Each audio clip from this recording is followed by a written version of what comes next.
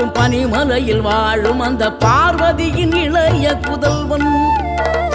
தேனெடுத்து திணை வளர்க்கும் சிறு குருத்தி வள்ளியவள் சிந்தையில நின்ற மன்னவா. நீ நாடி வரும் பக்தர்களின் நாட்டம் அதை தனித்தருளும் ஞான குருநாதன் அல்லவா, ஞான குருநாதன் அல்லவா.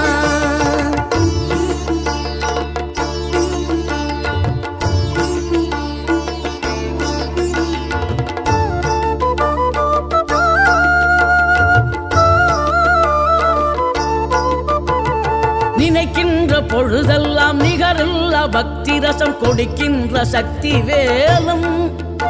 நீ துதிக்கின்ற கணமெல்லாம் இனிக்கின்ற இதயம் தன்னை அழைக்கின்ற வெற்றி